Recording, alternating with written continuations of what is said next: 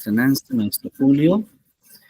Vamos a comenzar entonces esta segunda sesión con la participación de diferentes exposiciones, donde vamos a profundizar algunos de los cambios en la política educativa, algunos de los cambios en cómo hemos venido comprendiendo distintos modelos educativos, cómo hemos venido comprendiendo la educación desde distintas maneras en diferentes periodos de gobierno en nuestro país, particularmente en los periodos de gobierno más a nuestra época.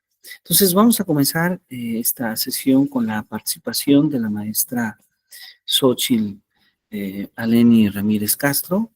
Voy a permitirme compartir las diapositivas que la maestra nos ha facilitado.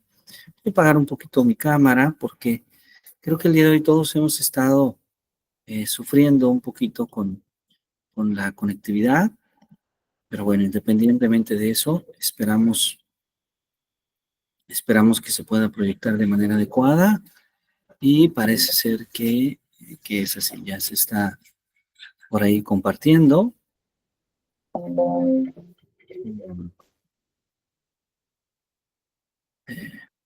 Muy bien. Entonces vamos a compartir. Ahí está. Maestra Xóchitl, no sé si ya se puede ver por allá. Sí, doctor, ya es visible. Muchas gracias. Muchas gracias a usted. Muy bien, pues entonces dejamos en usted la palabra, le escuchamos con mucho gusto. Muchas gracias, buena tarde a todos. Voy a comenzar y pues bueno, en esta ocasión les hablaré un poquito del modelo educativo del sexenio de Ernesto Zedillo Ponce de León. Pues bueno, ¿me podría pasar la siguiente, por favor?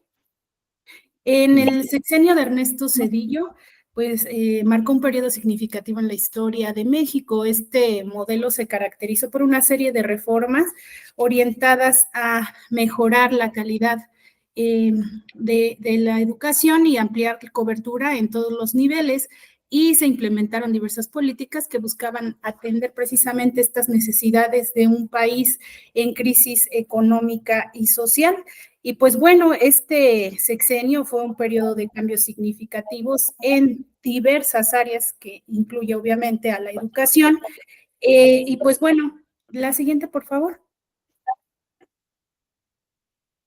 Con su formación académica y pues la experiencia previa como secretario de Educación, Zedillo tenía una perspectiva clara sobre la necesidad de reformar y modernizar el sistema educativo mexicano. Y pues bueno, al asumir la presidencia en el año de 1994, el presidente se enfrenta a el entonces presidente se enfrenta a una crisis económica, cuyo impacto afectó todos los sectores, incluyendo a la educación, y pues a pesar de que fue un difícil comienzo, en su administración reconocieron a la educación como un pilar fundamental para el desarrollo económico y social del país. Y pues bueno, él implementa, como he referido, una serie de reformas enfocadas a mejorar la calidad educativa, la equidad y también la eficiencia del sistema educativo. Siguiente, por favor. Las principales reformas las concretamos en 5, y la primera es la descentralización educativa. Y pues bueno, continuando con las políticas iniciadas en sexenios anteriores, Zedillo fortalece el proceso de descentralización, transfiriendo mayores responsabilidades y recursos a los estados. Esto con la finalidad de obtener una gestión más eficiente y adaptada a las necesidades locales. La segunda es la reforma curricular, que impulsó una revisión y actualización de los planes y programas de estudio, especialmente en los de educación básica, y tenía como objetivo modernizar los contenidos y hacerlos más relevantes y acordes a las demandas del siglo XXI y fomentar habilidades críticas y creativas en los estudiantes. Como número 3, la profesionalización del magisterio, que es uno de los puntos clave, fue mejorar la calidad de la enseñanza a través de la profesionalización y la capacitación continua de los maestros. Se introducen programas de actualización y desarrollo profesional, así como mecanismos de evaluación para regular la calidad educativa. Respecto a estos puntos, podríamos mencionar o puntualizar un poco más acerca de la descentralización y el federalismo educativo, que fue una política central durante este sexenio y que buscaba, como he referido, otorgar mayor autonomía a los estados y a los municipios en la gestión educativa. Esto pues permitiría o propiciaría una administración más cercana y adaptada a las necesidades de cada lugar. Y pues este proceso incluyó la transferencia de escuelas, personal y recursos financieros a las entidades federativas.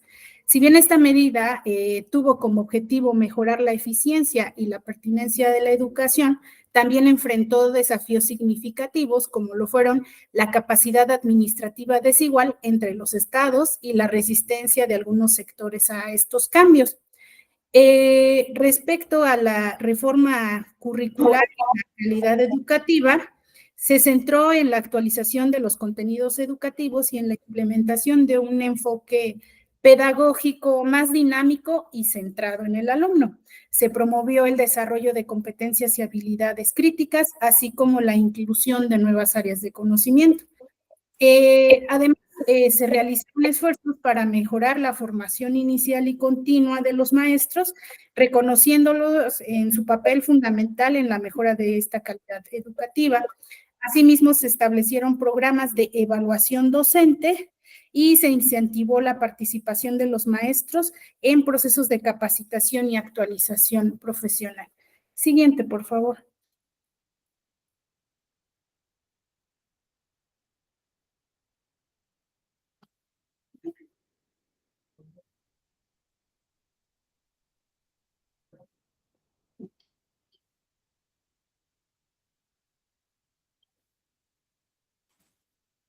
¿Me podría apoyar con la siguiente diapositiva, doctor, por favor? Gracias. Como número 4 tenemos la cobertura y el acceso. Cedillo promovió políticas para aumentar la cobertura educativa en todos los niveles, con especial énfasis en educación básica y media superior, y se construyeron nuevas escuelas y se implementaron programas de apoyo para reducir la deserción escolar. Se construyeron, como decía, nuevas escuelas y se ampliaron las existentes y se implementaron programas de apoyo para estudiantes en situación de vulnerabilidad. Estos esfuerzos buscaron garantizar el acceso a la educación en todos los niños y jóvenes, independientemente de su condición socioeconómica. Sin embargo, a pesar de estos avances, persistieron los desafíos relacionados con la calidad y la equidad del acceso a la educación, especialmente en zonas rurales y marginadas. Respecto a la tecnología y la educación, pues consistió en un esfuerzo por modernizar la educación y se inició con la incorporación de nuevas tecnologías en las aulas, como los programas de enciclomedia, aunque más desarrollados en sexenios posteriores, pues comenzaron a gestarse durante este periodo. Aunque los programas se desarrollaron más plenamente, como refiero, en gobiernos posteriores, durante esta administración se sentaron las bases para la integración de herramientas digitales para el proceso de enseñanza-aprendizaje.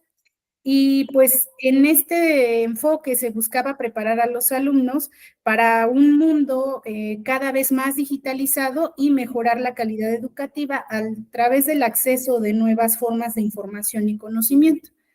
Siguiente, por favor.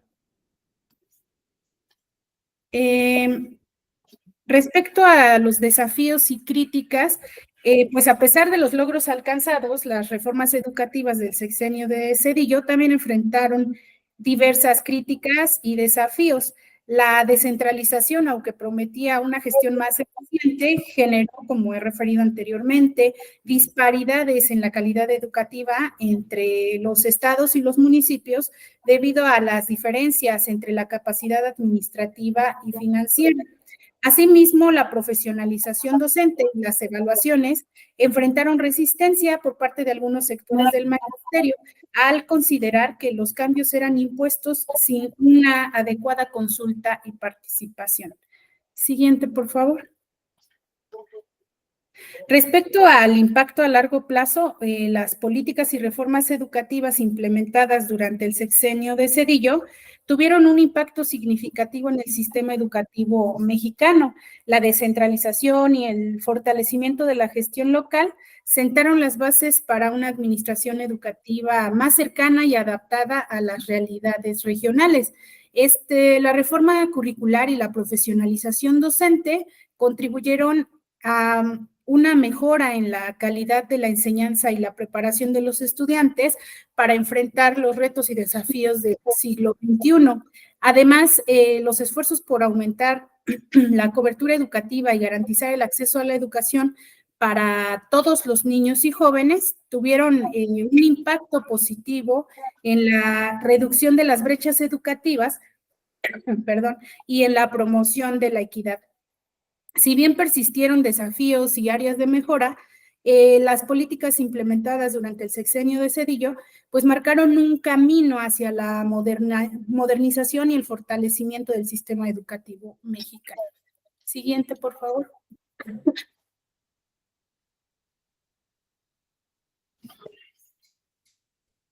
Bueno, y en conclusión, podríamos mencionar que este sexenio de Ernesto Zedillo representa un periodo de importantes cambios y reformas en el ámbito educativo en México. A pesar de los desafíos económicos y de las críticas de su administración, pues logró avances significativos en la descentralización y la reforma curricular, la profesionalización docente, la expansión de la cobertura educativa y la incorporación de tecnologías en la educación. Estas acciones sentaron las bases para un sistema educativo más moderno, equitativo y de mayor calidad. Y a largo plazo, las reformas implementadas durante su gobierno tuvieron un impacto duradero en la educación mexicana, contribuyendo en el desarrollo económico y social del país. La visión de Zedillo sobre la educación como un pilar fundamental para el progreso y la equidad sigue siendo relevante en la actualidad y sus políticas continúan influyendo en el diseño y la implementación de estrategias educativas en México. Es lo que podría compartirles de lo que encontré respecto a este modelo educativo del gobierno del presidente Ernesto Zedillo Ponce de León. Muchas gracias. Muchas gracias a usted, maestra. Le agradecemos mucho su presentación, desde luego. Creo que es muy interesante porque nos plantea justamente algunas de las características que tuvo el modelo educativo, la visión de la política educativa de un gobierno de Ernesto Zedillo, particularmente del doctor Ernesto Zedillo Ponce de León, que aún es actor político en el país, aún hace cuestionamientos, preguntas y comentarios sobre la política educativa y la política de gobierno actual. Muchas gracias, maestra Xóchitl. ¿A quién le gustaría continuar? Maestro Julio, maestra Nancy. Adelante, maestro Julio, si es tan amable. Claro que sí, voy a compartir mi pantalla.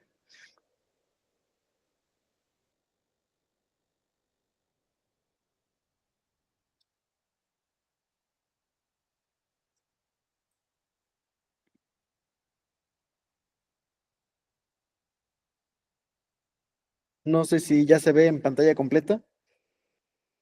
Ya se puede ver, maestro. Muchas gracias. Ok. Bien, pues a mí me tocó la reforma educativa de Felipe Calderón. Y bueno, anoté unos conceptos claves para poder entenderla y un análisis al final de por qué no funcionó esta reforma educativa. Como introducción, pues la reforma duró prácticamente 6 años, del 2006 al 2012, y se centró en mejorar la calidad de la educación en México, destacando la evaluación docente, escuelas de tiempo completo y pruebas estandarizadas tanto en alumnos como en docentes.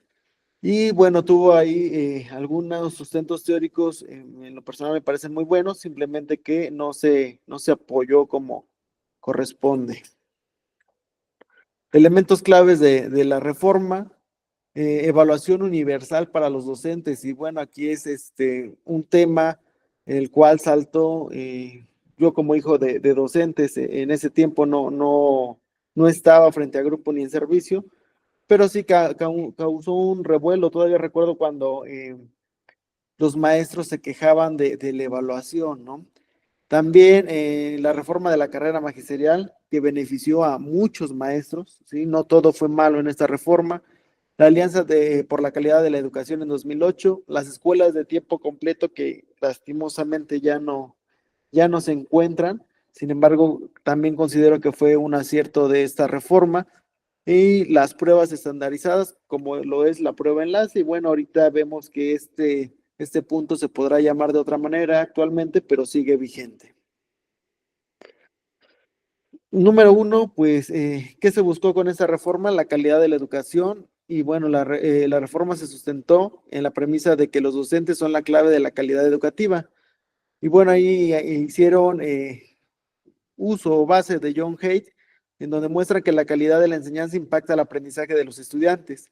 La evaluación docente busca mejorar la práctica educativa. Entonces, bueno, fue uno de los puntos claves, la calidad de la educación. También la evaluación para la mejora educativa ya faltó. Y bueno, se basa en la teoría de Scriven y Bloom, que propuso usar la evaluación para mejorar el desempeño docente. La prueba enlace se usó para medir el logro académico y orientar políticas educativas. Al final quiero reflexionar un poquito más sobre este tema, en el que principalmente considero fue la falla de esta llamada reforma educativa. La teoría del capitán humano. Gary Baker propuso intervenir en la educación para mejorar la productividad. Calderón buscó profesionalizar a los maestros para incrementar el capital humano en el sistema educativo, mejorando así los resultados escolares y el desarrollo económico. Las escuelas de tiempo completo, ahí se basaron con Carroll, que sostiene que más tiempo escolar mejora el rendimiento académico.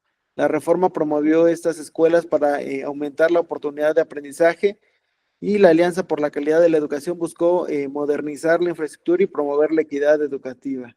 Si bien aquí en lo que vienen siendo las escuelas de tiempo completo, pues el principal punto era esta teoría de que entre más tiempo en la escuela, mayor rendimiento académico, pues al final la ventaja no fue tanto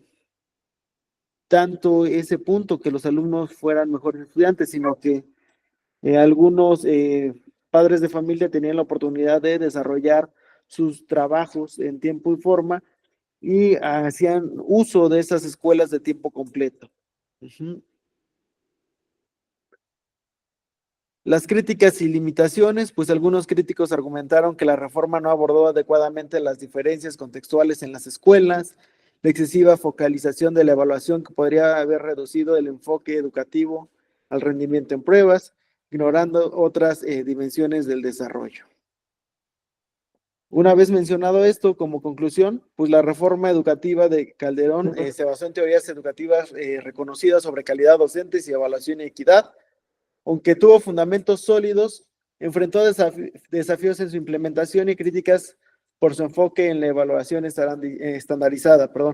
Y aquí es donde regresamos al punto clave de la evaluación de los docentes, que se evaluaba con un instrumento parejo para todos los maestros, independientemente del contexto. Y bueno, aquí tenemos escuelas muy bien localizadas en ciudades que cuentan con todos los servicios, pero también tenemos escuelas que no tienen ni siquiera acceso a electricidad, algunas de ellas de acceso a Internet y muchas de ellas no. Entonces, es lo que se mencionaba, ¿no? De que no se podría evaluar el desempeño docente de forma parejo cuando las condiciones en todas las escuelas eran las mismas, ¿no? Y lo vimos también en el sexenio pasado con Vicente Fox, cuando equipa las aulas con lo que vienen siendo las pizarras electrónicas, pues no todos los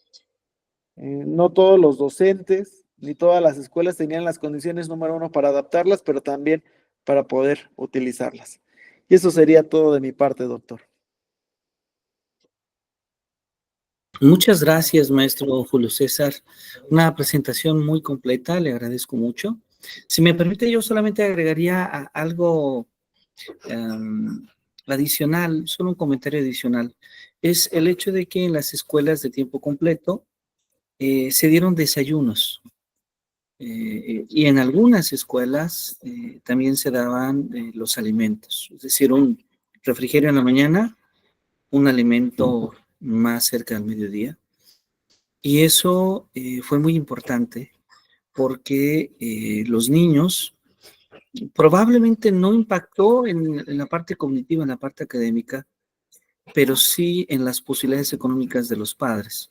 En muchas escuelas, de hecho, hasta el gobierno pasado, donde se daban los desayunos escolares, el precio de los desayunos escolares era mucho más bajo que lo que muy probablemente una mamá pudiese gastar alimentando a sus hijos.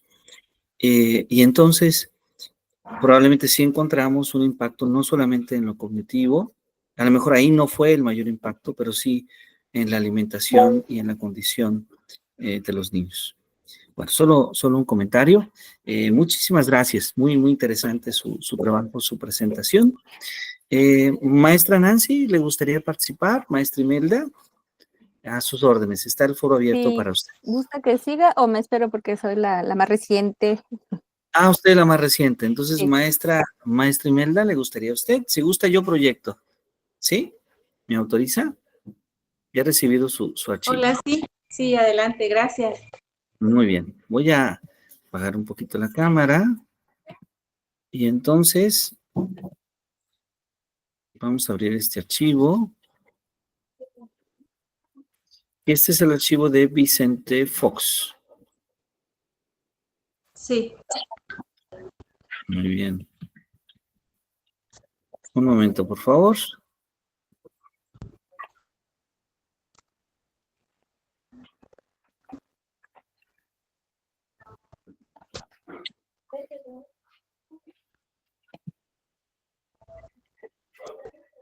Muy bien, ya logramos que se pueda aperturar. Y entonces,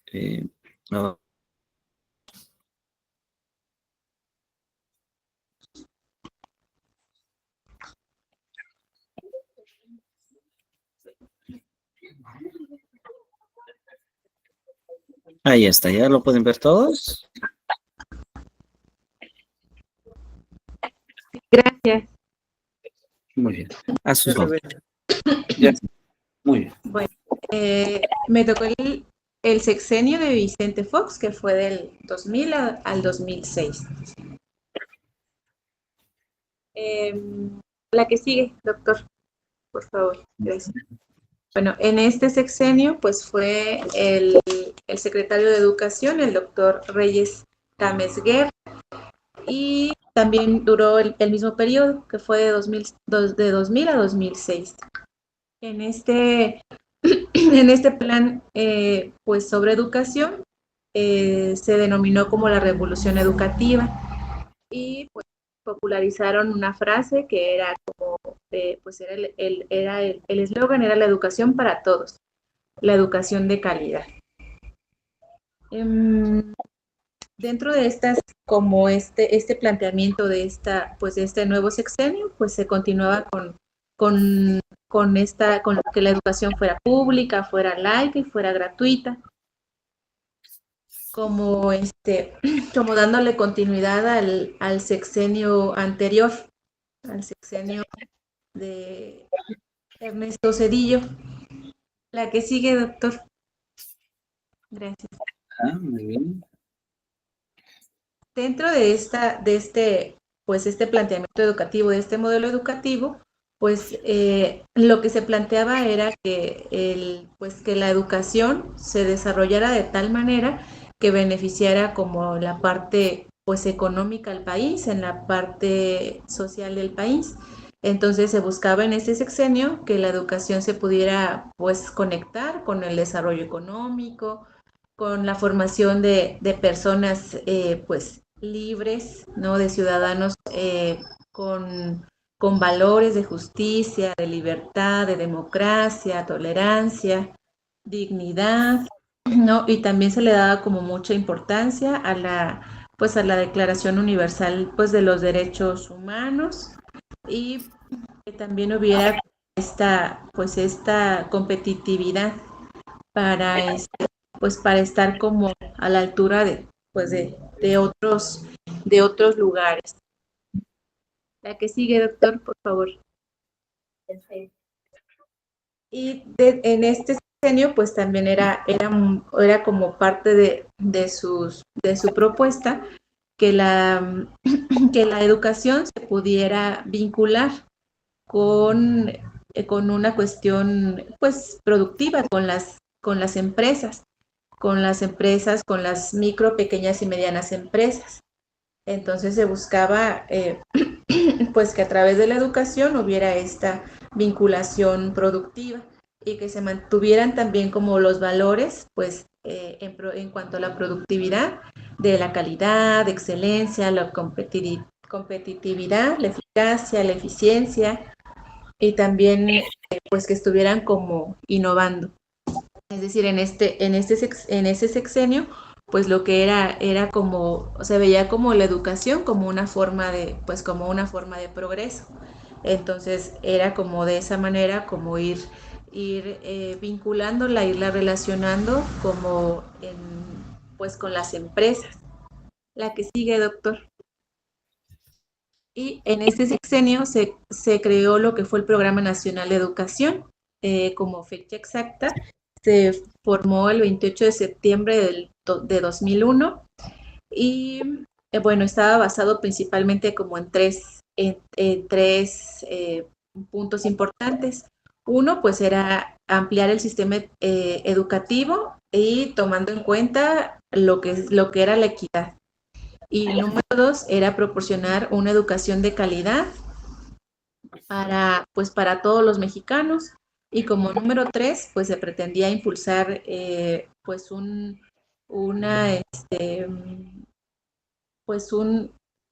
el federalismo educativo, la gestión institucional, la integración y la participación social en la educación. La que sigue, doctor, por favor. Y dentro de este sexenio, pues dentro del Programa Nacional de Educación, pues se hicieron como varios acuerdos, como varias propuestas, se establecieron varios programas, y uno de esos programas pues fue el programa llamado México, que era un programa donde donde se inauguró el primer centro comunitario de informática y de comunicaciones, y también pues se planteó como otro programa en el 2000 sobre las escuelas de calidad. Entonces, estaban es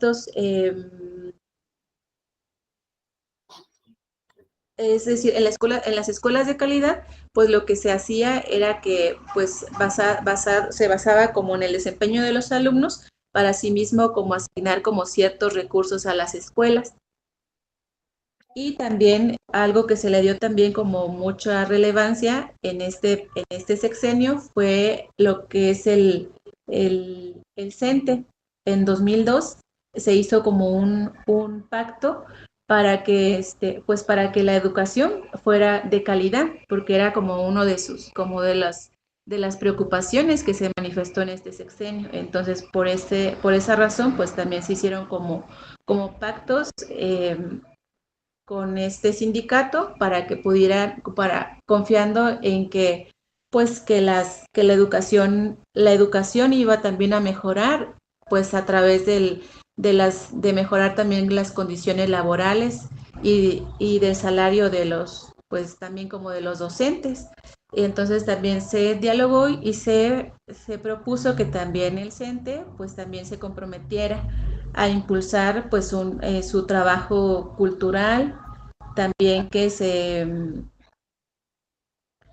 también tuviera como que estuvieran como que se creara también el Instituto Nacional para la Evaluación de la Educación, es decir, como una negociación donde ambas partes pues estuvieran como conformes y estuvieran de acuerdo para el progreso de la educación, de una educación de calidad, ¿no? Como buscando que el país se desarrollara a través de la educación.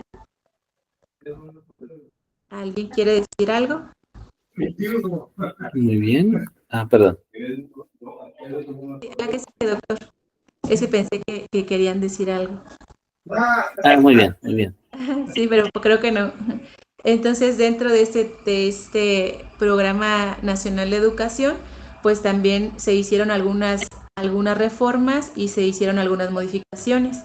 Como en 2002 se reformó el artículo 3º constitucional que estableció que la educación preescolar era obligatoria y se modificó el artículo 31 donde se establecía que los menores de 15 años tenían que asistir a la escuela.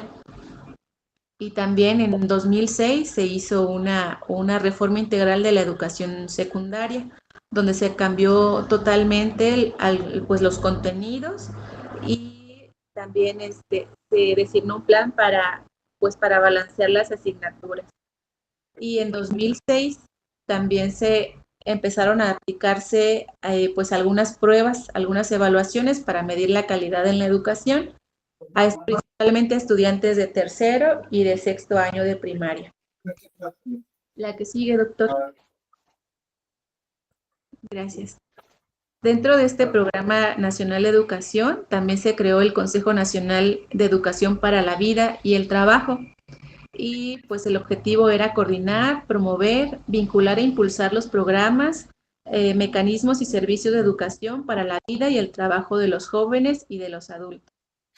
Y dentro de este nuevo de este consejo que se formó, era tenía como los principios filosóficos de la educación para la vida y el trabajo. Se plantearon estrategias que pudieran satisfacer las necesidades de profesionistas dentro de los sectores productivos y de la sociedad en general. Y se incluyó una estructuración enfocada al logro de metas y se dio continuidad a las estrategias de los sexenios anteriores.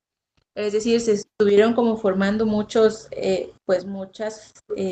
departamentos, muchas secretarías, muchos consejos, para que estuvieran para que pues tanto los trabajadores estuvieran en condiciones mucho más favorables y pudieran lograr ese desarrollo económico y social que que se pretendía en ese sexenio a través de la educación.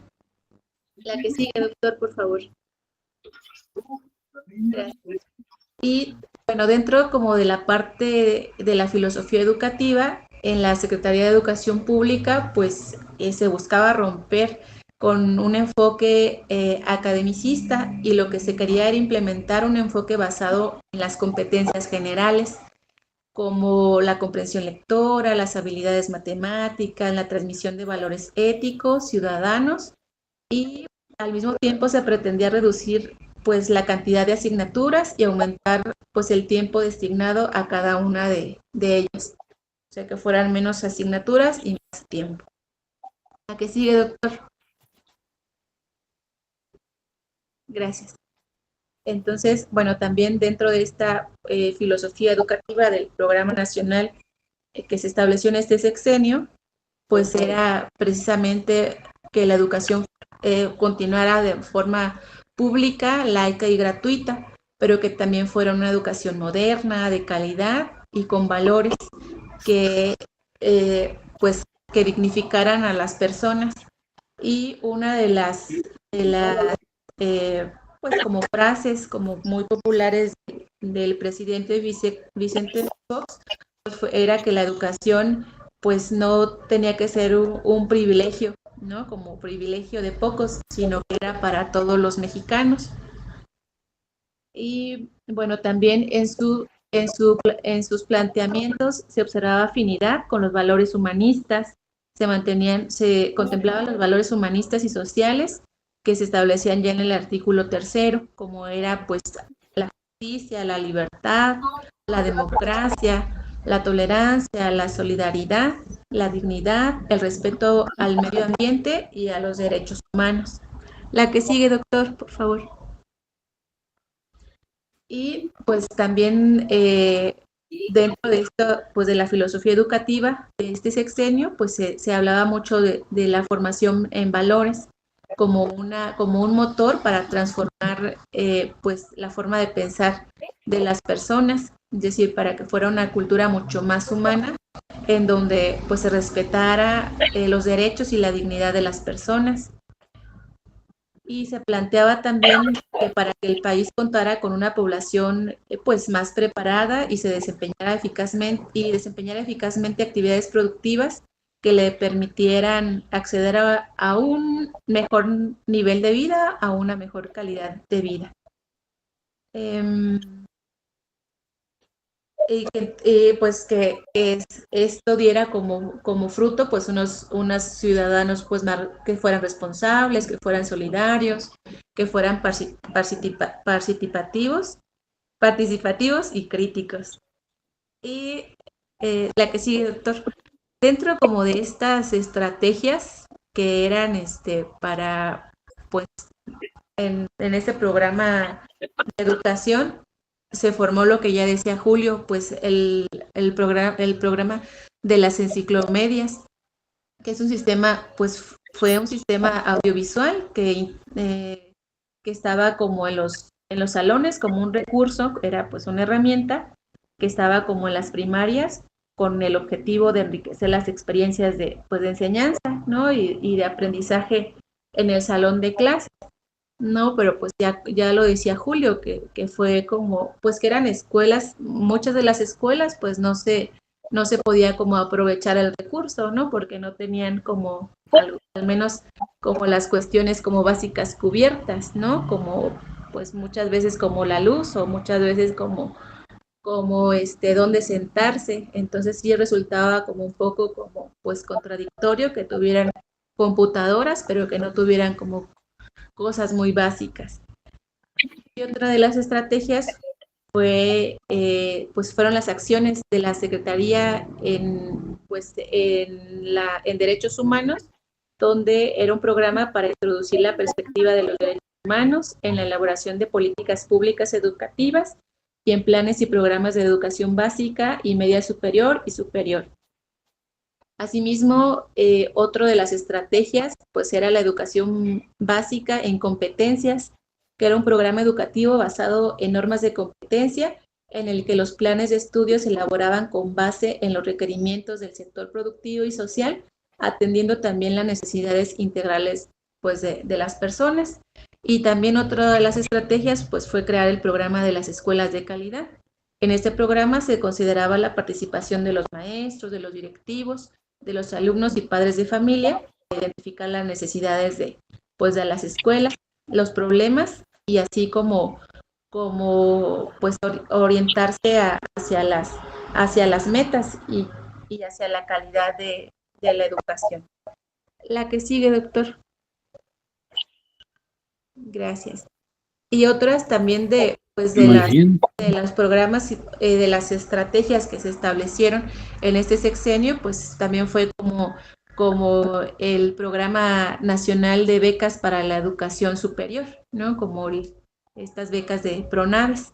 Y también se estableció el Programa Binacional de Educación Migrante, que era un programa diseñado para fortalecer la comunicación y colaboración entre las entidades federativas, los representantes de la Secretaría de Educación Pública y la Secretaría de Relaciones Exteriores y los estados de la Unión Americana con el objetivo de ampliar y consolidar los servicios de educación básica para la población migrante binacional.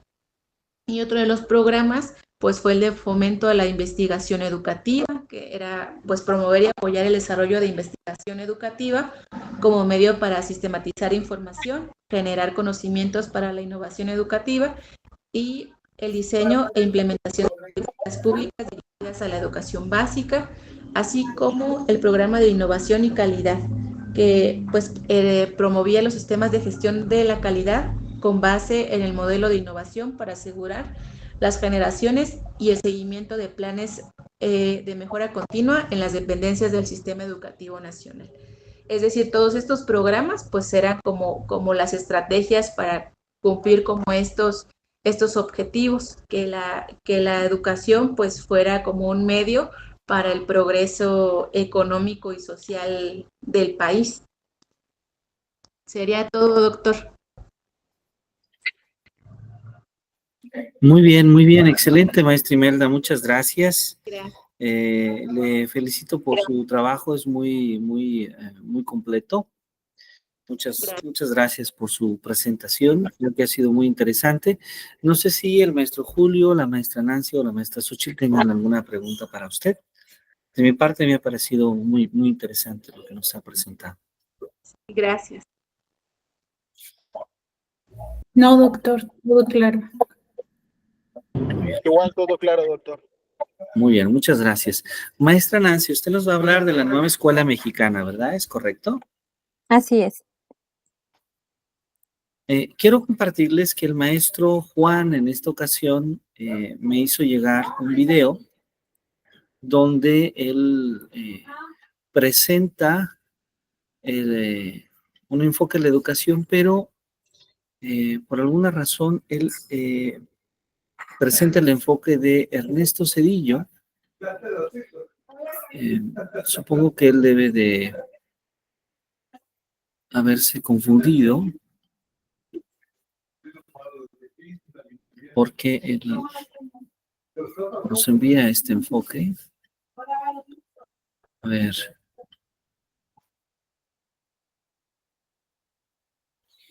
Ok. Bien. Entonces, para no ser reiterativos, voy a pedirle a la maestra Nancy si amablemente nos comparte su análisis sobre la nueva escuela mexicana, por favor. Gracias, maestra Nancy. Sí, entonces voy a presentar la pantalla.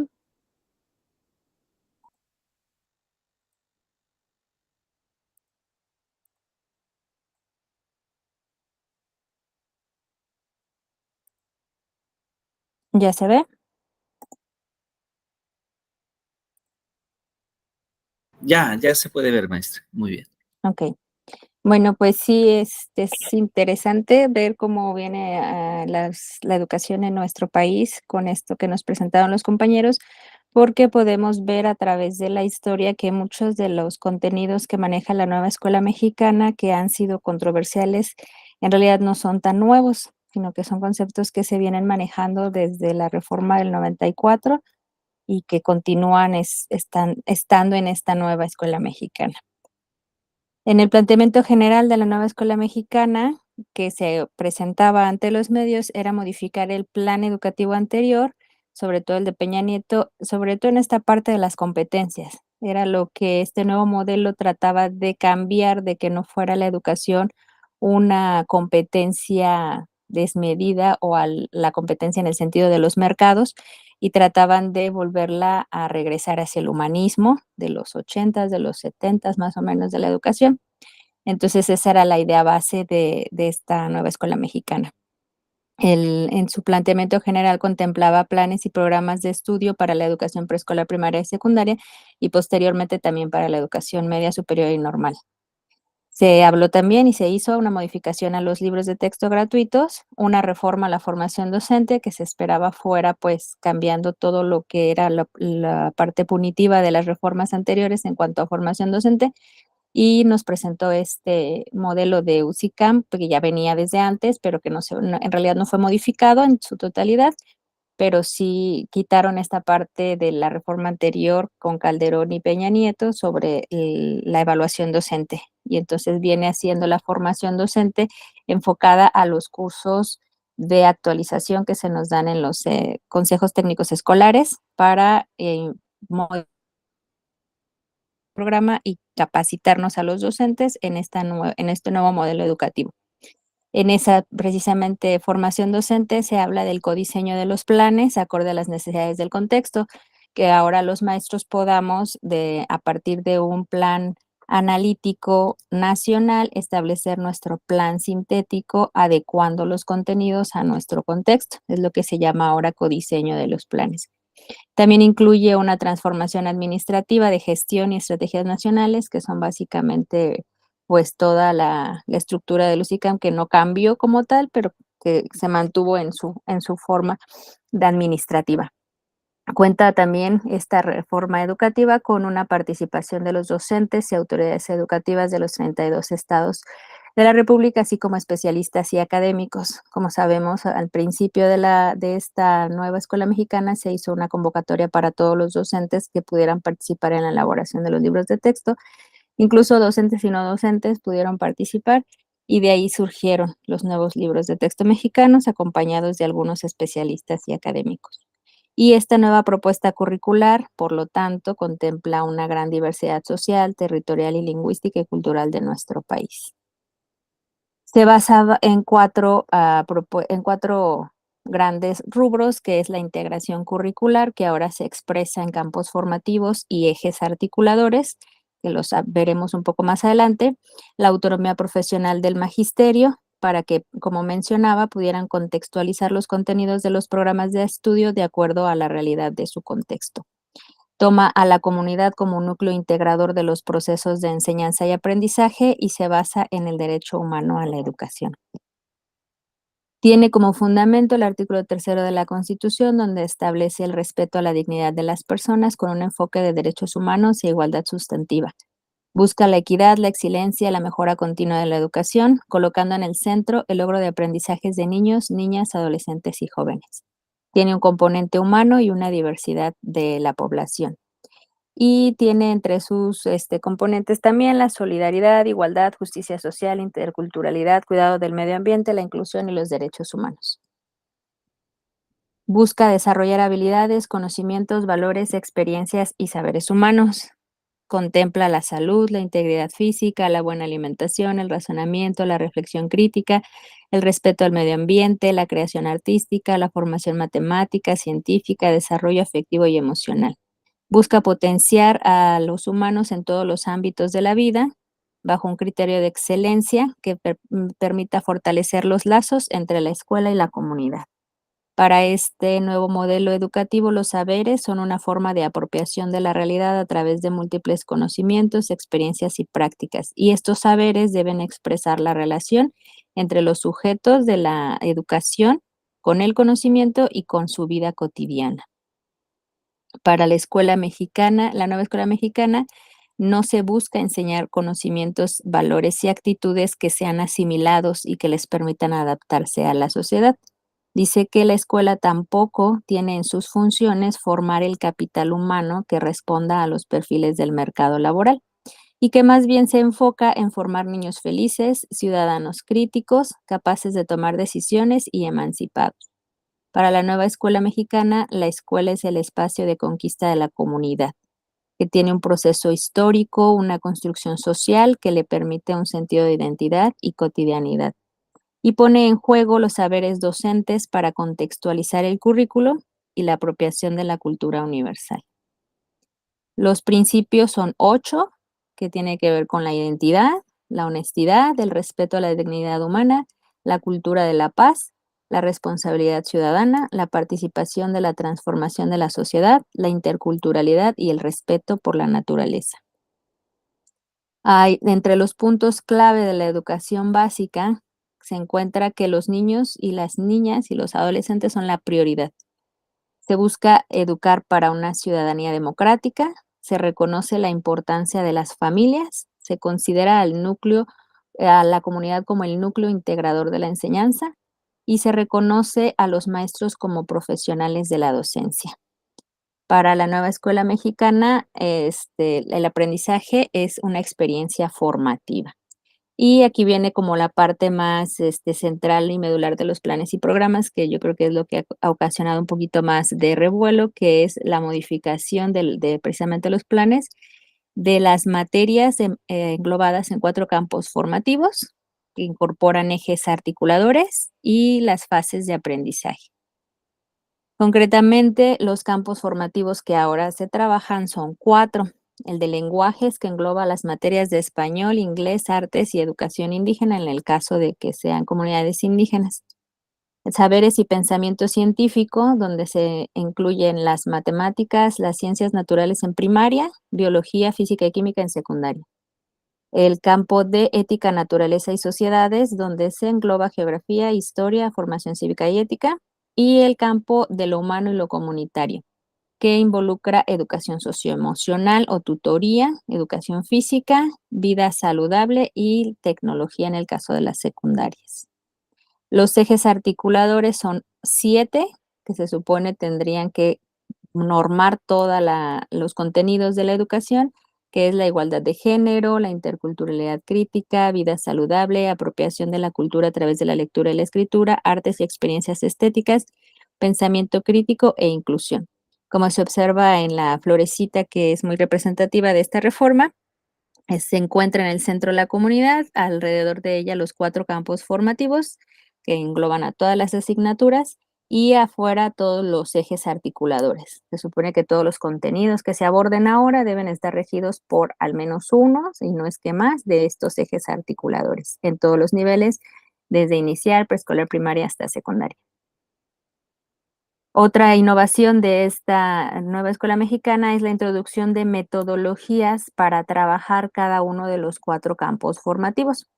En el caso del campo de lenguajes, se habla de la metodología de aprendizaje basado en proyectos comunitarios, que esa es otra de las innovaciones de la nueva escuela mexicana, el trabajo por proyectos, que tampoco es una cuestión nueva, el trabajo por proyectos ya se venía haciendo en la educación desde los 70s, 80s, pero ahora lo implementan como contenidos en cada uno de los libros de texto y se sugieren estas metodologías para trabajar cada uno de los campos. En el caso de lenguajes, la metodología de aprendizaje basada en proyectos comunitarios tiene 3 fases. Primero, una planeación con 3 momentos, luego pasan a la acción con 7 momentos y finalmente una intervención de otros 4 momentos. En el caso de saberes y pensamiento científico, se sugiere la metodología de aprendizaje basado en indagación bajo el enfoque STEAM. Esta palabra, este enfoque de investigación viene de Estados Unidos y sus siglas quiere decir ciencia, tecnología, ingeniería, arte y matemáticas. A través de ellas se abordan mediante 5 fases, se busca llegar a un contenido específico de la ciencia. Estas fases tienen que ver precisamente con las fases que se siguen en la metodología científica, experimentación, introducción, preguntas de indagación, conclusiones, experimentación y reflexiones finales. En el caso del campo formativo de ética, naturaleza y sociedades, que es donde se encuentra historia y geografía y formación, se utiliza una metodología de aprendizaje basado en problemas. Esta metodología tiene 6 fases, donde los niños primero se presenta un problema inicial para que reflexionen sobre él, buscan información, formulan el problema, luego lo ponen como en su experiencia práctica para vivir la experiencia y al final ven si ese problema se pudo resolver, a qué reflexión final los llevó, se retoman los aprendizajes que obtuvieron a través de estas fases. Y en el último campo del humano y lo comunitario, que involucra vida saludable, educación física, se busca más el aprendizaje-servicio, que es lo que en algunas investigaciones metodológicas cualitativas sería como la investigación-acción.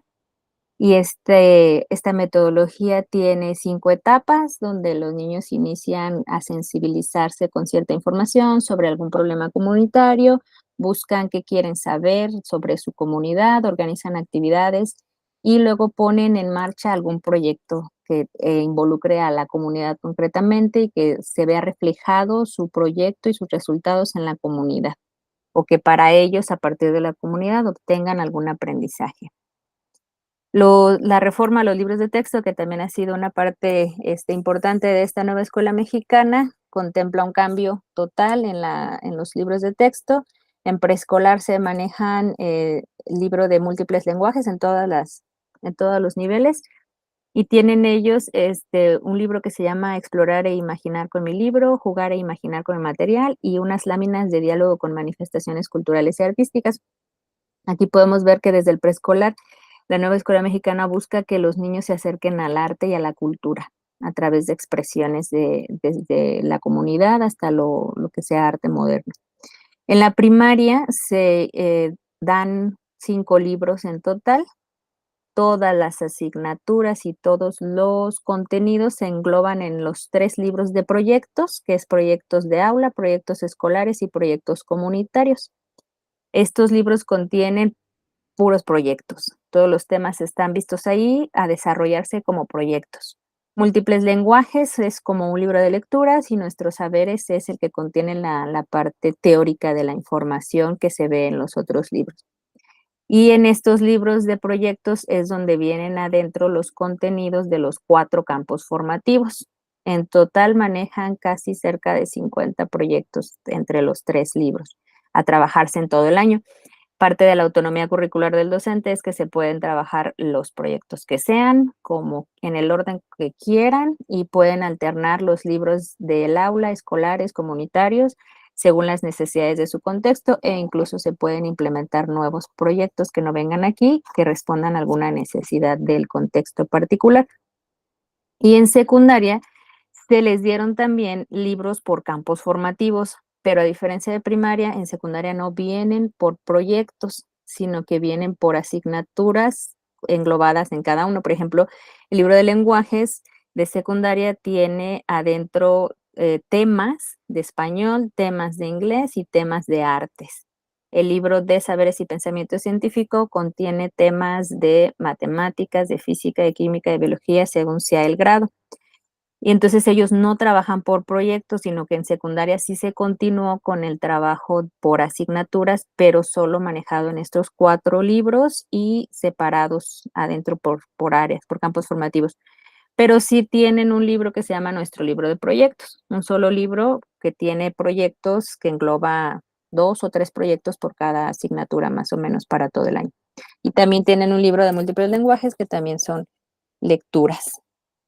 Entre las conclusiones, tanto aspectos positivos como negativos de la escuela mexicana, pues tiene, para mi punto de vista, la integración de los múltiples saberes en un contenido más concreto de un solo libro, por ejemplo, le permite a los alumnos ver el conocimiento como un campo múltiple que integra muchas cosas y evita la separación de materias. Aunque eso también puede ser contraproducente, porque sí reduce mucho los contenidos que se venían conociendo antes, y entonces sí se limita un poco en cuanto a conocimiento. Tiene poco conocimiento, se da mucho énfasis a lo que pueda generar el alumno. Y otra de las cosas positivas es poner a la comunidad en el centro, tratar de involucrar a los padres de familia, o que los niños traigan a la comunidad a la escuela. Y el trabajo por proyectos, pues es un aspecto también muy positivo. Desde un proyecto rescata los intereses de los alumnos. Entonces, el trabajo por proyectos es más dinámico que aportar simplemente el tema, y además le permite a los niños indagar, buscar, implementar, poner en acción. Como tiene varios pasos, es un trabajo que le permite al niño sentirse partícipe del proceso de educación y aprendizaje.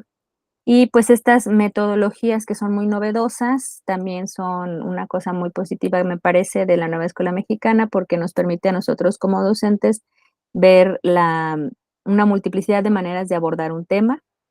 Entonces, me parece que es una cosa positiva que los docentes las aprendamos y las podamos manejar, a la par de que con ellas también se aprenden pues muchos otros temas que son ahora un poco diferentes a cómo se manejaban antes por asignaturas o la planeación tradicional. Estas metodologías nos permiten como innovar en la planeación. Los aspectos negativos que encuentro yo como docente de primaria en la nueva escuela mexicana, es que hubo muy poca planeación. En realidad, la nueva escuela mexicana se planeó muy rápido, como de un año para otro, y estuvo, pues, falta de esa estructura normativa. No hubo como algo establecido hasta casi el momento de inicio del ciclo escolar. Si bien a nosotros los docentes nos dieron en los consejos técnicos la información previa durante muchos consejos técnicos antes de que llegaran los libros de texto, se manejaban muchas versiones de borrador de los planes y programas, no teníamos concreto un plan y programas con contenidos como estábamos acostumbrados. Entonces, esta falta de estructura nos dejaba como muy en el aire muchos aspectos y se concretaron hasta que no llegaron los nuevos libros de texto, y eso fue casi iniciando el ciclo escolar. Entonces, fue en un periodo de un mes revisar, como mencionaba en el caso de primaria, los libros tienen casi cerca de 50 proyectos, revisar en un mes 50 proyectos, todos para ver cuáles me sirven, cuáles voy a implementar. Entre los mismos docentes en las redes empezaron a hacer la vinculación de los contenidos o de los proyectos entre los 3 libros de aula, de comunidad y de escolar, para que así se facilitara el trabajo docente. Entonces, era una excesiva carga de proyectos y temáticas que a veces tienen el proyecto tiene muchos niveles de trabajo que no se alcanzan a hacer todos. Entonces, es para mí mucho trabajo en el sentido de que se puede hacer un buen trabajo por proyectos si no fueran tantos, y una vez que se hubiera visto con mayor tiempo y detenimiento la estructura de cómo se trabaja un proyecto. Entonces, otra de las condiciones negativas es precisamente el poco tiempo que hubo para evaluar este plan. Siento que fue como muy rápido elaborarlo, sacarlo, implementarlo. Como docente también participé en la elaboración de los proyectos en una fase inicial, ya no continué después para la elaboración final del proyecto. Entonces, al estar elaborando los libros, sí fue como muy, ¿qué es lo que quieren? Uno tiene una idea de un libro, pero no era la que ellos estaban planeando hacer. Entonces, como que ellos tampoco tenían muy bien implementado o pensado qué iban a hacer con los nuevos libros de texto, y eso creo que hubiera sido parte de la nueva escuela mexicana si lo hubieran hecho con un poco más de tiempo desde que se había planteado al inicio del sexenio, hacerlo, y como en otros sexenios, llevar 2 o 3 años de pilotaje en las escuelas antes de lanzar los libros de texto, y en esos 2 o 3 años capacitar al magisterio, porque esa fue otra condición negativa de esta nueva escuela mexicana, que no hubo profesionales que fueran a las escuelas a capacitarnos o cursos más allá de los consejos técnicos. Y los consejos técnicos eran elaborados por los mismos directivos, por los mismos supervisores, entonces dependía de la interpretación del director o de la interpretación del supervisor que hacía de lo que había y que nos bajaba a los docentes.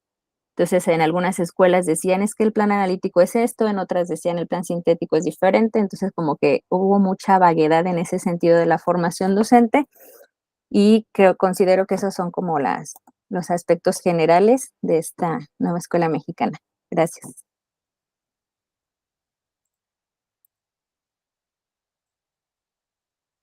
Muchas gracias, maestra Nancy, le agradecemos mucho, muy amable, muchas gracias por su trabajo, por su presentación. Ha sido algo muy interesante poderle escuchar. Vamos entonces, si usted gusta, si ustedes están de acuerdo, a revisar en esta última sesión de trabajo, después de este paseo por los modelos educativos en nuestro país. Vamos a revisar finalmente la Ley General de Educación, la próxima sesión. Vamos a ver cómo ha venido evolucionando. Entonces, una tarea que pediría a todos ustedes es que pudieran revisar esta ley en términos generales. Vamos a hacer alguna mirada, algún énfasis en su revisión en la próxima sesión de clase, pero probablemente no sería justo hablar de cómo ha venido evolucionando la educación, de cómo ha evolucionado la educación en nuestro país a través de estos últimos modelos educativos, sin considerar el inicio de la propuesta educativa en nuestro país. Y con ello me estoy refiriendo a la fundación de la Secretaría de Educación Pública y de aquellas jornadas de alfabetización, aquellas misiones culturales que implementó don José Vasconcelos. Y entonces, motivado en este hecho, quiero compartir con ustedes un audiovisual breve en el que se exponen algunas de las ideas principales sobre el pensamiento de José Vasconcelos, sobre su época en la Secretaría de Educación Pública y particularmente sobre su visión de la educación. Un momentito, por favor. Vamos a ahora compartir este video con ustedes.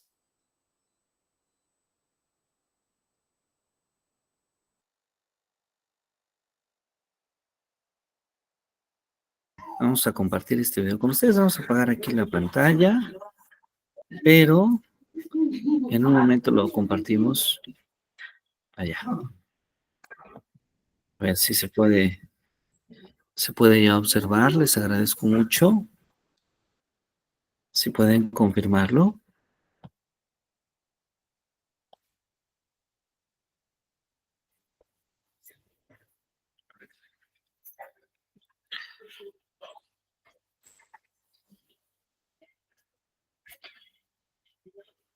Disculpen, un pequeño de anuncios que de repente aparecen en estas aplicaciones. Pero en un momento se podrá ver este taller.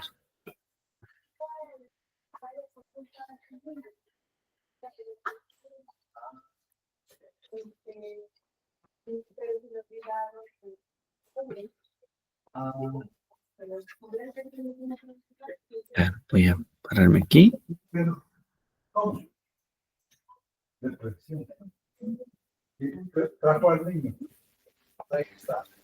A ver, ¿me podrían confirmar todos si ya se puede ver allá la imagen? Sí, se ve. Ok, ahora sí vamos a poner el audio. Ahí va. Creció en el seno de una familia tradicional. Nacido en Oaxaca, México, creció en el seno de una familia tradicional. Emergió al calor de la Revolución Mexicana como referente de una nueva propuesta política y educativa. Educador y visionario, se encontró ante el desafío de modernizar un país con altísimos índices de analfabetismo. Pero José Vasconcelos tuvo un sueño aún mayor: la raza cósmica. El pueblo iberoamericano mestizo sintetizaba, según él, una raza ideal, destinada a ser la vanguardia de la humanidad futura.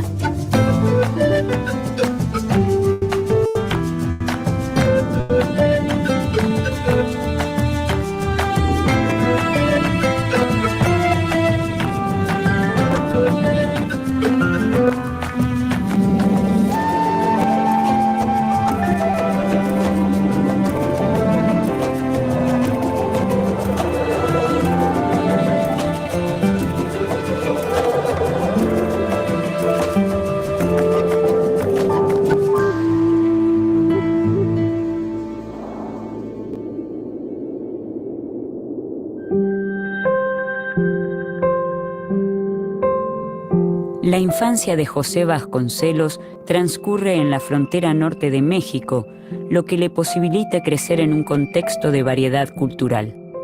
Porque él pasa una etapa fundamental de su vida en el norte de México, en la frontera, y está en contacto con la cultura norteamericana y también con la religión. Vasconcelos entra a la institución más importante de la época, la Escuela Nacional Preparatoria. Se encuentra ahí con la biblioteca, es una biblioteca extraordinaria. Camina por las calles y encuentra los libros en los puestos callejeros. Él mismo describe el encuentro con algunas lecturas que, dice él, nos fueron negadas en el interior de la Escuela Nacional Preparatoria. ¿Y por qué le fueron negadas? Porque la Escuela Nacional Preparatoria era la matriz del positivismo en México. Durante la dictadura del general republicano Porfirio Díaz, se lleva adelante una política que combina elementos liberales y conservadores. Centraliza el poder en una oligarquía terrateniente e impide la participación popular. Represiones violentas, explotación de trabajadores rurales y campesinos, en su mayoría indígenas, son moneda corriente. Este período es conocido como Porfiriato.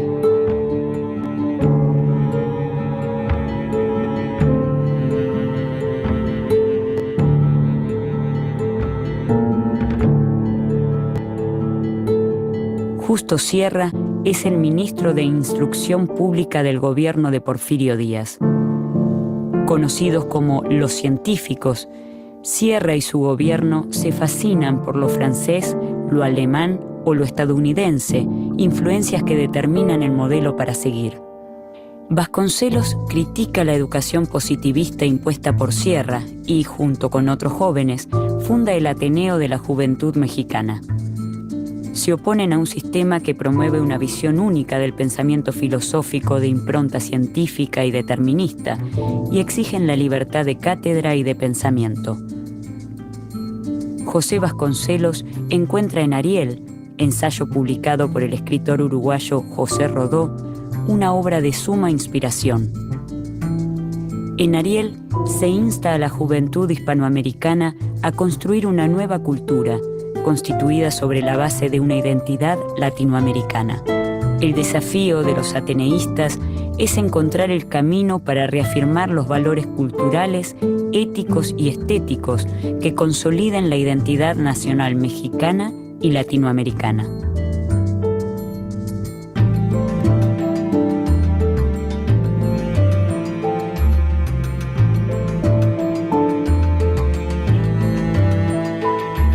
Forma el Partido Nacional Antirreeleccionista y en 1910 decide enfrentar en las elecciones al dictador Porfirio Díaz.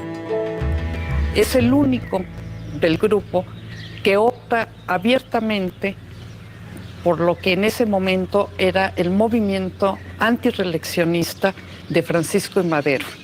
Vasconcelos fue director del periódico El Antirreeleccionista, financiado por la familia de Madero.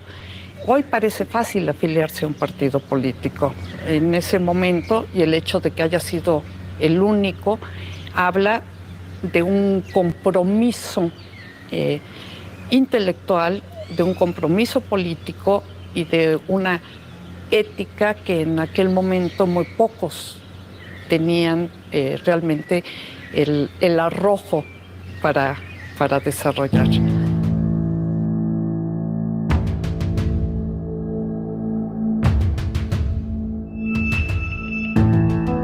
Transcurren los últimos meses de 1910, cuando estalla la Revolución Mexicana. Los sectores medios, campesinos e indígenas se movilizan contra la dictadura de Porfirio Díaz.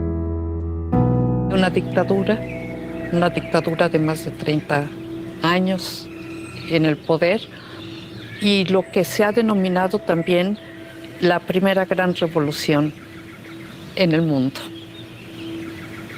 Y Vasconcelos forma parte de este movimiento. Entre acuerdos y desacuerdos políticos, Vasconcelos es designado por un breve tiempo para la cartera de Instrucción Pública, pero las peleas internas de los revolucionarios no hacen posible el ejercicio de las funciones de gobierno. Vasconcelos no puede todavía desarrollar sus ideas en la educación pública. Es el 9 de febrero de 1913 y Vasconcelos sale del país. Generalmente pasa inadvertido esta breve etapa de Vasconcelos como ministro de Instrucción Pública. Va a ser apresado por los mismos, una fracción de la revolución, se escapa de la cárcel en una huida espectacular, colgándose por unas sábanas desde una ventana, recala en Estados Unidos, representa durante 3 años de exilio al revolucionario frustrado, al revolucionario que finalmente siente que sus compromisos y la mortandad y la violencia y todo lo que trajo la revolución no se tradujo en acciones inmediatas. Es el año 1911 cuando Madero es elegido presidente. En 1913, un movimiento contrarrevolucionario es encabezado por Victoriano Huerta. El levantamiento militar concluye con el asesinato de Madero y Huerta asume la presidencia, lo que provoca la reacción de jefes revolucionarios como Venustiano Carranza y Francisco Villa. El ejército de Carranza, comandado por el general Álvaro Obregón, obliga a la renuncia de Huerta. Carranza ocupa la presidencia, pero Pancho Villa y Emiliano Zapata lo rechazan. El general Obregón intenta, sin éxito, disolver el conflicto con los jefes revolucionarios y se enfrenta a las tropas de Villa y Zapata, las cuales son doblegadas. Carranza llega al poder y legitima su presidencia de modo constitucional en 1917. Pero Obregón considera que las conquistas revolucionarias, lejos de profundizarse, corren peligro de ser destruidas. Considera a Carranza un traidor y organiza un levantamiento contra su gobierno. Durante 1920, José Vasconcelos se alinea con Álvaro Obregón contra el presidente Carranza y así se crean las condiciones para su regreso a México. El levantamiento triunfa y Obregón es elegido presidente. Un año más tarde, Carranza es asesinado. Durante la presidencia de Álvaro Obregón, Vasconcelos inicia su época de esplendor en el campo educativo y asume como rector de la Universidad Nacional. Por mi raza hablará el espíritu es el lema que impone Vasconcelos durante su rectorado y otorga a la universidad su actual escudo, el águila mexicana y el cóndor andino, ave bicéfala que protege el despliegue del mapa de América Latina. Vasconcelos presenta el proyecto para crear una Secretaría de Educación Pública, conocida como la SEP. Se propone llevar a cabo un plan educativo único para todo el país.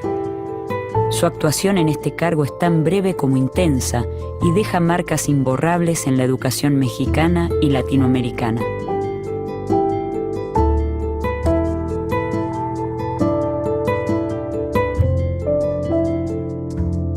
Fue un personaje muy carismático, sin duda. Entonces sí consiguió como reunir un impulso muy importante, no solamente de educadores, sino incluso de artistas y de todo tipo de intelectuales para participar en este gran proyecto de la Secretaría de Educación, ¿no? Vasconcelos tiene en mente el plan de organizar la SEP en 3 departamentos: el departamento escolar, el departamento de bibliotecas y archivos y el departamento de bellas artes. Lo escolar, bueno, por razones obvias, pero el hecho de que los otros únicos 2 departamentos fueran biblioteca y bellas artes sí tiene mucho que ver con la filosofía de Vasconcelos sobre la educación, ¿no? Que tenía que ver como con la preocupación por una fuerte difusión de la cultura, y él está pensando mucho en términos de alta cultura, ¿ah? A diferencia de muchos otros de sus colegas e incluso intelectuales y artistas que lo apoyaron, que estaban en una onda mucho más de lo que hoy llamaríamos cultura popular, de construir una cultura nacionalista de toques indigenistas, donde básicamente se crea el folclore. Vasconcelos eso no le parecía mal y fue él el que convocó a este tipo de gente, pero lo que realmente le gustaba era lo que hizo con el departamento de bibliotecas, que fue hacer enormes tirajes de libros clásicos, de clásicos griegos. Le encantaba la idea de mandar la Ilíada y la Odisea al último pueblo de México y que se aprendiera básicamente a leer y escribir con ese tipo de lecturas, ¿no? El tercer departamento también tiene mucho que ver con esa idea humanista y esa idea de alta cultura y de importancia de los clásicos. El de Bellas Artes para él era como la culminación. O sea, para él era inconcebible que una Secretaría de Educación no tuviera un departamento de Bellas Artes, ¿no? El arte era como una cuestión espiritual que coronaba la educación. El plan de Vasconcelos se pone en marcha. Convoca a sus viejos compañeros del Ateneo de la Juventud para que asuman cargos en su gestión. Se suman al proyecto el Departamento de Enseñanza Indígena y el de Desanalfabetización.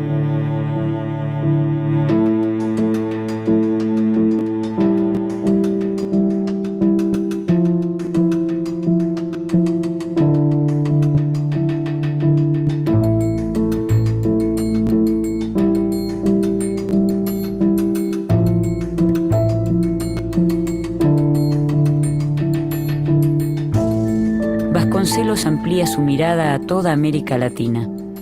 Invita a trabajar en México a educadores iberoamericanos, como la chilena Gabriela Mistral, quien, entre otras tareas, compila lecturas clásicas para niños y lecturas clásicas para mujeres como parte de los libros de distribución gratuita de la SEP.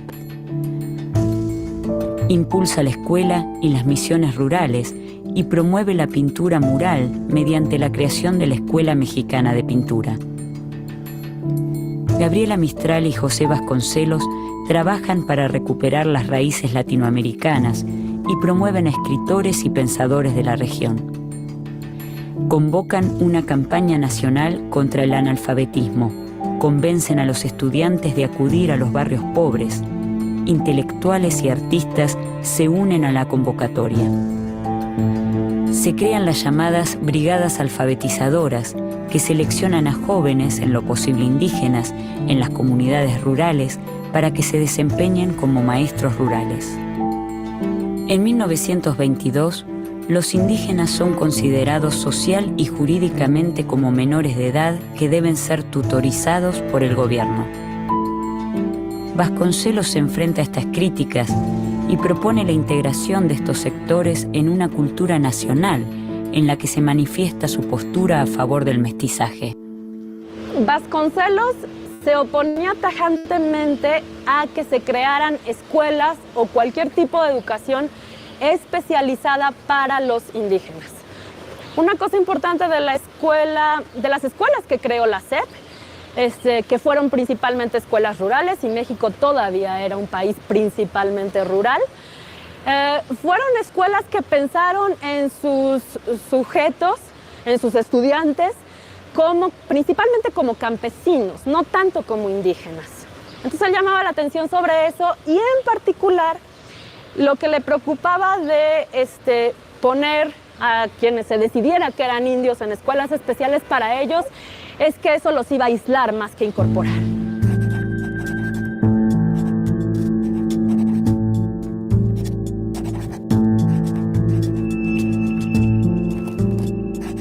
Es el año 1923.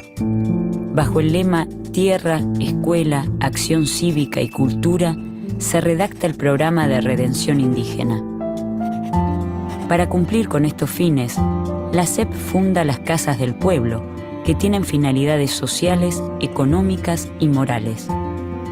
Esto incluye prácticas de higiene, como el uso del jabón y la distribución de las vacunas. Construida sobre la base de 5 antiguos edificios, entre los cuales se destacan el convento y el Templo de la Encarnación, se erige la Secretaría de Educación Pública en el centro de la capital mexicana. Diego Rivera y hasta el mismo Vasconcelos participan en sus pinturas y diseños, modificando los planos arquitectónicos. El edificio se construye con líneas neoclásicas y con murales pintados en las paredes de sus corredores, estatuas de Platón, Buda, las casas y Quetzalcóatl dominan el patio central.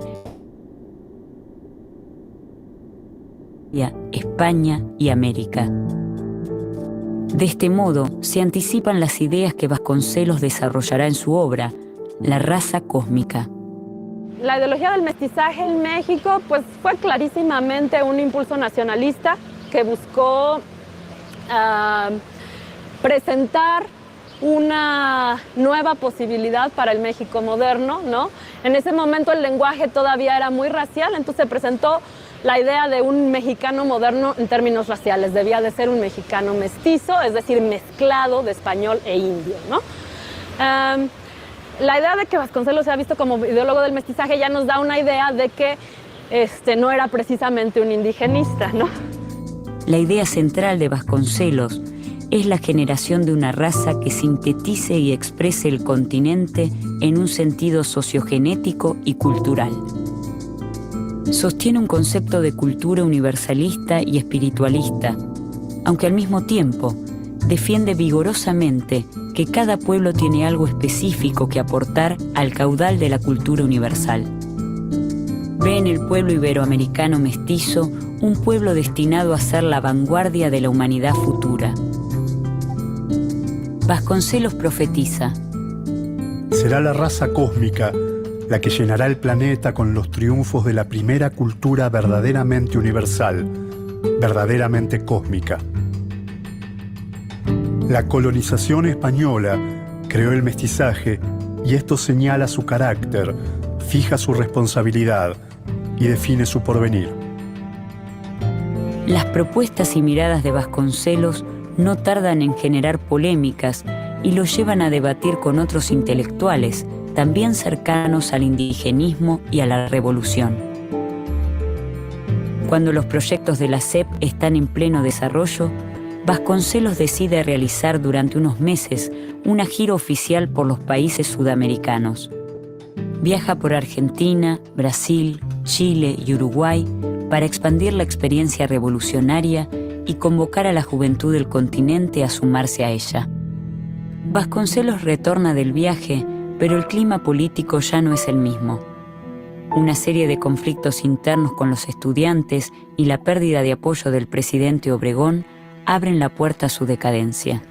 Él renuncia a la Secretaría de Educación Pública antes de que concluya el periodo de Obregón. Y además se lanza una campaña como gobernador, para gobernador de su estado natal, Oaxaca, y es brutalmente despojado en el proceso electoral. En 1924, Vasconcelos se ve obligado a dimitir.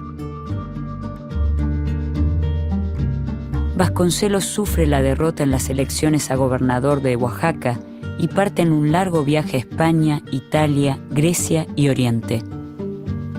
Un viaje que influye fuertemente en su obra posterior. Después de su renuncia a la secretaría, ¿sí?, y de el periodo de su gran enemigo político, que fue Plutarco Elías Calles, otro general que además para Vasconcelos representa toda la parte negativa del caudillismo militar. Calles había encabezado una persecución religiosa que deriva en una verdadera guerra cristera, y Vasconcelos encabeza un movimiento, una candidatura a la presidencia, que podríamos decir que congrega y reúne a muchos sectores que se habían sentido desplazados o fueron pisoteados o fueron negados. Corre el año 1929. Vasconcelos se postula para ser presidente de la nación y es derrotado. Su época revolucionaria se cierra definitivamente. Casi como un presagio de un descenso ineludible, los próximos años de Vasconcelos son tiempos desafortunados. Se dedica a viajar y pasan muchos años hasta que decide regresar a México. Pero aquí ya es el desastre total. Y es un Vasconcelos que vive con una amargura brutal, un exilio en diferentes países, viviendo del periodismo, viviendo también de una fama, de una flama que se quedó a medias, que se va extinguiendo, y regresa él a México completamente cambiado. Realiza trabajos burocráticos en la biblioteca, recibe títulos honoris causa y vive, sobre todo, de sus memorias. Son los libros más vendidos y más leídos de México, en particular el Ulises criollo. Vasconcelos vivió sus últimos años como una especie de apestado. Llega a un grado de mutilar sus propias memorias. Él le pide a dos amigos que censuren todo aquello que no sea correcto para las manos y las mentes puras, purificándose a sí mismo, purificando su historia. Y esto lo hace un hombre muy aberrante para las nuevas generaciones y muy incómodo para sus contemporáneos.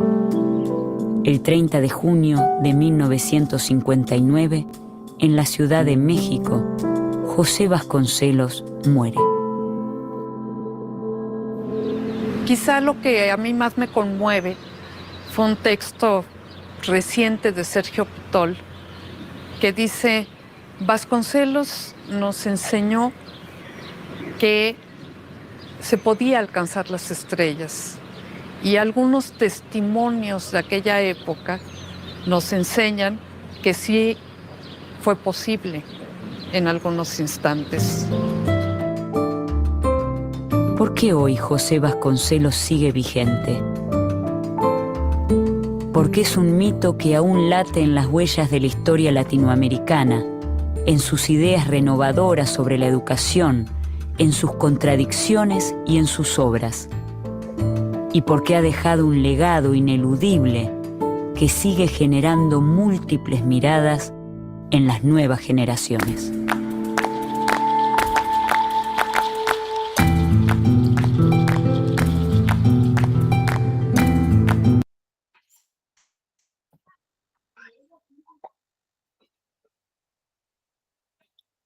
Muy bien, bueno, esperamos que todos hayan podido disfrutar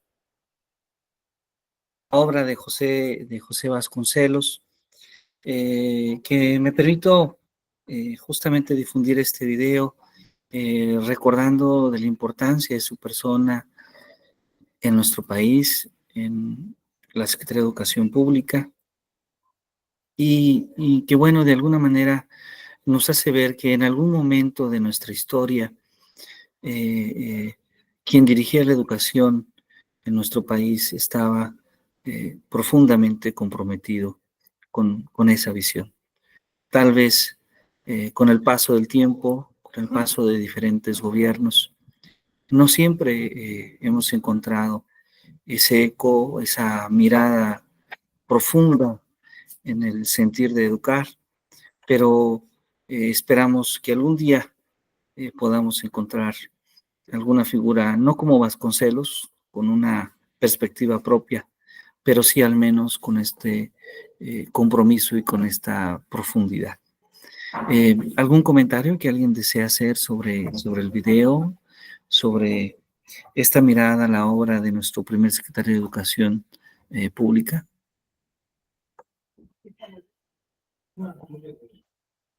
Maestra Nancy, adelante, por favor. Me gustó mucho la parte final del texto. Creo que deja muy en claro la importancia de Vasconcelos y de por qué sigue siendo tan importante la obra que hizo, sobre todo en la función de las bibliotecas y de llevar la educación hasta el pequeño rincón, es lo que sigue todavía permeando el fomento a la lectura de nuestros planes, aunque vayan cambiando cada año, sigue estando presente la importancia de la lectura y de la educación rural, que sigue siendo un tema muy importante en nuestro país, que se sigue fomentando y que se busca que se siga llegando a todos los rincones del país la educación, incluso como parte de la vocación del maestro, de llegar hasta el último rincón del país para dar la educación a los niños. Muy bien, muchas gracias, maestra Nancy. Esto es muy interesante y esto, Vasconcelos, creo que nos da una evidencia de qué camino seguir a través de su jornada, de alfabetización, a través de sus misiones culturales. Y bueno, solo quisiera hacer un comentario breve más, diciendo que esta obra tan extensa de Vasconcelos en la Secretaría de Educación Pública, eh, que parece insuperable para los posteriores secretarios de Educación, fue desarrollada en tan solo un año y medio de gestión, poco menos de 2 años de gestión. Fue el tiempo real que José Vasconcelos estuvo en la Secretaría de Educación Pública. Y en un periodo breve deja una huella importante. Ojalá que en algún momento México retome el camino de la educación, en el sentido en que las propuestas educativas, las personas que intervienen en esas propuestas, sean las indicadas, sean las que realmente guíen a México a una educación de calidad o de excelencia. Maestra Xochitl, maestro Julio, ¿algún comentario antes del cierre del día de hoy? En mi caso, bueno, ahorita reforzando lo que comentaba la maestra Nancy y lo que usted señala como su último mensaje de la gestión, me impresiona todavía un poco más por el tiempo que es muy breve y considero, bueno, el video pues obviamente nos hace una narrativa de este proceso y pues considero que deja un legado obviamente muy, muy importante, ya que pues consolida los cimientos de la educación vigentes hasta la fecha, a lo mejor ya ahorita un poquito más pues contextualizados o adaptados, pero finalmente resulta ser lo mismo, ¿no? Y de estas los 3 primeros departamentos, que la cuestión escolar, lo del archivo, bibliotecas y lo de las artes, ¿no? Yo creo que hasta el momento seguimos ahora a lo mejor dividido de diferente manera su estructura, pero pues se sigue retomando y creo que es muy, muy importante este legado. Sí, de mi parte, doctor, igual recalcar, yo creo que cualquier docente debe tener el conocimiento de quién fue Vasconcelos y con qué primicia se hace secretario de Educación para ir mejorando pues día a día. Muchas gracias, maestro Julio, les agradecemos mucho. Y bueno, quiero decir que hay otros secretarios interesantes a lo largo de la historia de nuestro país. Jaime Torres Bodet es otro ejemplo interesante. En varios de ellos, propuestas, aportaciones importantes a la educación, cosa que es relevante. Pero también podríamos encontrar una época cercana a México, en los últimos gobiernos, donde no siempre los secretarios de educación estuvieron interesados en la educación o contaban tal vez con las habilidades, con los saberes necesarios para esta función y recae más bien en la Secretaría de Educación Pública en una especie de personaje político, no necesariamente vinculado a la educación. Y quiero clarificarlo porque muchos son políticos. José Vasconcelos era un político, era un filósofo, pero también era un educador. Era un hombre que estudió Derecho, pero que se interesó profundamente en la educación y en la filosofía, ¿sí? Entonces, no es simplemente el hecho de ser político, no es simplemente el hecho inclusive de no necesariamente haber estudiado una carrera en el campo de la educación.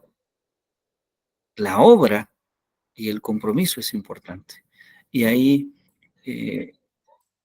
hemos encontrado a lo largo de la historia muchas personas que han dejado mucho, mucho por hacer. Bueno, pues yo les agradezco mucho que nos hayan acompañado, agradezco sus presentaciones que han sido muy, muy interesantes. Nos llevamos de tarea leer en la medida de estas posibilidades la Ley General de Educación. Vamos a hacer una revisión la próxima sesión, que es nuestro cierre, revisando un poco cómo está la política educativa actual en el país. Y bueno, pues agradezco profundamente. Les deseo que tengan un feliz fin de semana. Muchas gracias por acompañarnos y muy bonita tarde. Gracias, doctora. Hasta luego. Hasta luego, Hasta bonita tarde. Que la pasen muy bien. Muy bonita tarde. Hasta luego. Bye, bye.